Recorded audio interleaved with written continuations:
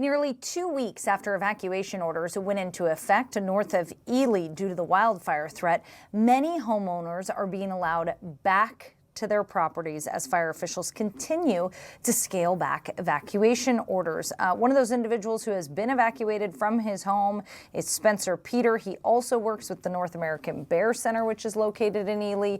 Spencer, thanks for coming back on the show.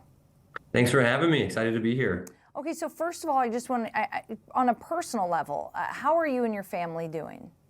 We're doing good. There's been a lot of positivity, good announcements, and general optimism from the original updates and stuff we were getting. And so we're just trying to take things one at a time and be positive. And so, as you mentioned, we're now able to, as of 7 o'clock last night, we're able to go back to our home. So me and my wife are eagerly excited to start doing that process tonight and go back to our home.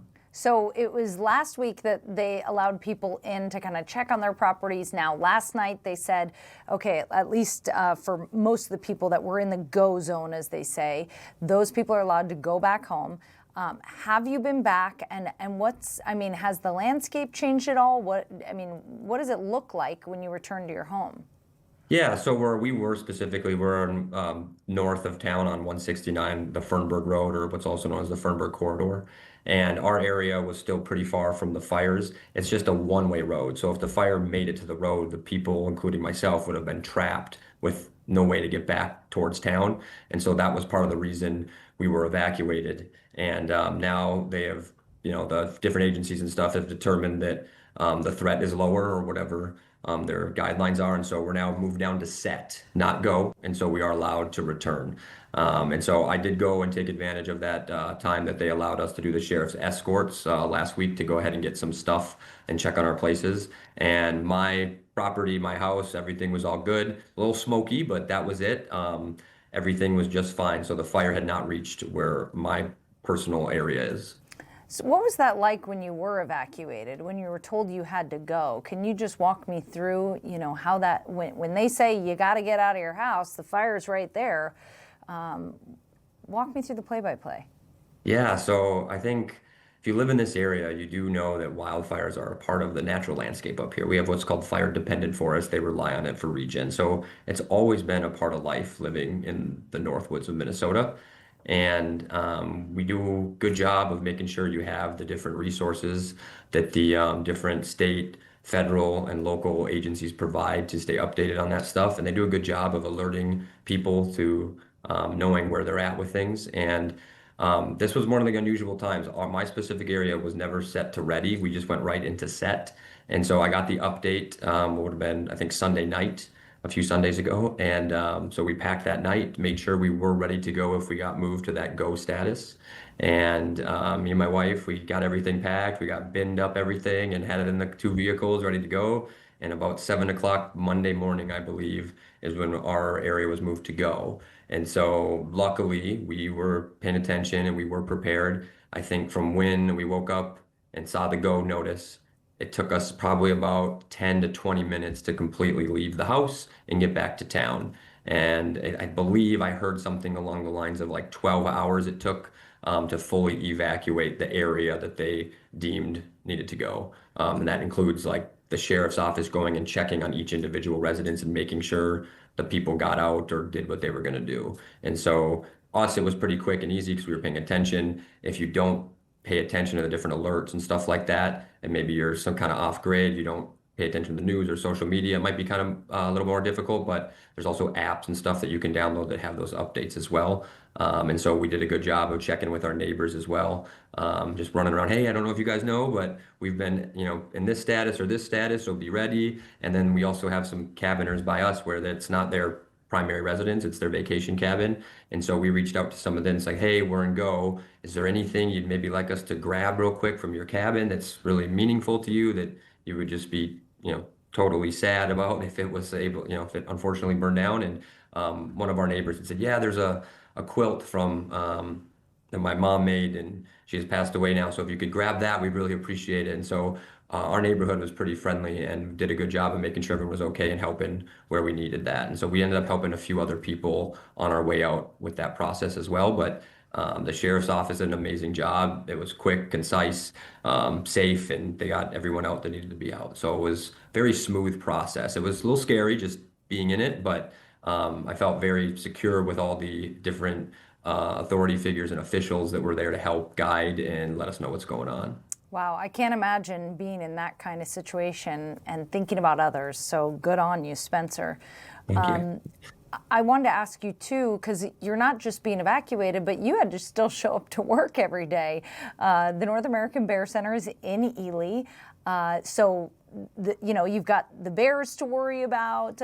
You've got tourists still coming in. You guys were still open and operating, letting visitors come in, kind of a respite from the smoke, at least in your indoor areas. So you continued to show up to work after being evacuated. Yeah, so I'm very blessed. We have an awesome team here at the North American Bear Center from the top down. That includes our board of directors, our actual director, and everybody else down the line. Phenomenal team we have here. I'm very fortunate that I was able to. I did get some time off to help deal with it, and all the other people here really picked up the slack for me not being here. So I was just thanking some of them actually earlier today for all that they did to step up for me being gone for a little bit. I was in and out of work and doing stuff on the computer and whatnot, but those immediate couple days as we got situated, I was able to get some time off. And again, my awesome team here, as they always do, picked up the slack and they acted like, I was never even a part of it. We got it. You deal with what you need to deal with, and we can handle it. And so that was pretty awesome. So I got a day or two reprieve to figure out where we were going to stay. And then I was back to work and making sure things are running smoothly here. And they were, which was great. And and I've had a few times. And when we got the notice to go back, I was like, hey, I just got notified. I would love to go do that. Or we, got the group together and they're like, yep, we got it. We'll take care of it. You go take care of your stuff. And so I can't say enough how awesome my team is here. All the employees, all of our volunteers, everybody, they're phenomenal. And they really stepped up to make it easy for me to go, deal with that kind of stuff without having to, worry too much about work. So great team here. And yeah, we are still open. Ely's still open. That was one thing that I wanted to make sure I kind of said Ely's open for business still. The fires are in the greater area, but this is a really important time for the area, including the Bear Center. A lot of the business up here make their money in a few 4 short months of the summer, and it's a really peak season right now. And so the timing of these fires is just really detrimental to the business here in Ely and people's way of life here. And so we're trying to get the message out that it's still open here. I mean, today we were outside and everything. It's not hazy, nothing like that. We see people in and around town. We had some groups in today, so I think people are coming back, which is great. But yeah, it was a little bit interesting kind of managing. I got half my life picked up and moved, and I have still responsibilities at work. I'm also a board member of the Chamber of Commerce, so I had some messaging to help with there because, again, we're dealing with a wildfire situation. So it has been a little hectic 2 weeks, but we're just keeping, day by day and making sure things are going smoothly, and we're trying to make sure we get business back to Ely. So. Yeah, I was going to go there with you. I mean, I want you to put your hat on as a board member of the Chamber of Commerce, and you're working at the North American Bear Center, which is a huge tourist destination there in Ely. I know that this has been so hard for the tourism industry. Tourism is a huge part of most people's livelihood there in that area. What have the last couple of weeks been like as people cancel their trips? Their permits are being canceled, so they're not coming to town. They're canceling their stay at the lodges. I've heard that it's just been really slow there. Yeah, I think some of the lodging and the outfitters specifically took some of the harder hits because, well, some of those lodging facilities may have been in the evac zones. And so they had to shut down completely. Some of them are still there helping as firefighters are maybe working in their area specifically and using those grounds as maybe like a kind of a base camp to further themselves out into the more immediate areas. But the outfitters, because they closed the boundary waters, they weren't able to send people out into the boundary waters. They could still kind of make do with some of the Superior National Forests and send them other ways. But obviously, as you mentioned, the boundary waters is the big draw. And if it closes, a lot of those outfitters didn't have a choice but to, kind of shut down too, or just kind of try to figure out something. And then they have a whole summer staff that they hire as well. And so if you don't have guests coming in, taking canoes out on trips, what do you got the employees doing and stuff? Obviously, that's a huge hurt for them as well. And you have some people that come up here to live the summer and work the summer, and they get out to somewhere else in the winter. And so, you have these quite large operations because some of these outfitters are sending out, dozen or more trips a day or groups a day into the boundary waters, and that just all went away with almost a snap of a finger.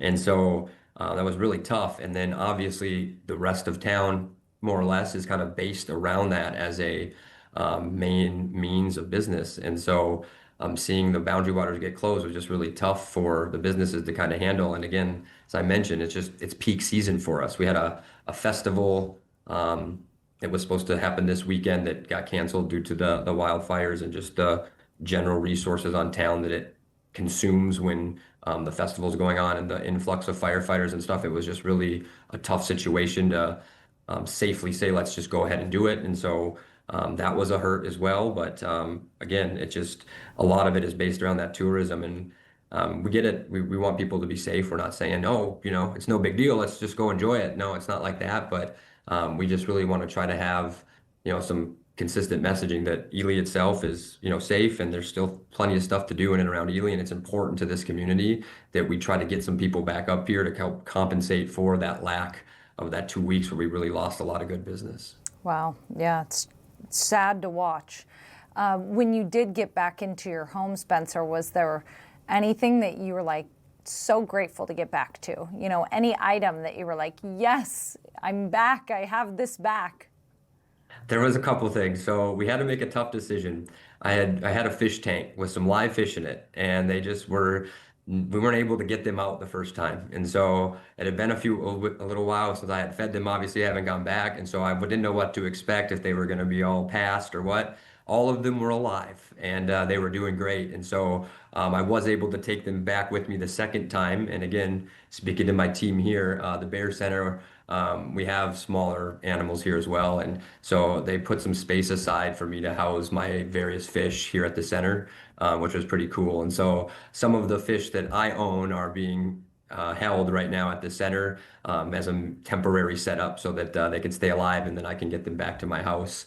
And so that was kind of cool. And that was been fun for the staff as well, because they're not native species to the area. And so they get to work with a lot of, fish that you'd find in the lakes and streams in Minnesota, and frogs and toads you'd encounter. And so some of these things, it was cool for them to kind of see. But I was very grateful that they were still alive, and we were able to get them back on the second time. So that was pretty cool. And then just seeing the house was neat. You didn't know what to expect, really. I knew the fires hadn't reached there, and I mean, I remember vividly kind of saying goodbye to my house as I backed down the driveway, because I knew, there's a chance that we don't come back to it as is, and there was a chance we come back to it and nothing's changed. And I didn't know when I left the first time which one I'd be coming back to. So it was just kind of neat to see it, and like, oh, it is still standing. You can see the fire maps and see that it wasn't there, but seeing it with your own eyes is different. And so I was a little emotional for me and my wife when we got to see it, and everything was fine. And so those things were kind of the biggest things for me. I can't imagine the relief. Wow, just what you guys have been through up there. And I just am continually impressed in the way that this community has wrapped its arms around each other, and neighbors helping neighbors. Yeah. Just incredible. Spencer, thanks for coming on the show. Thanks for having me. Really appreciate it.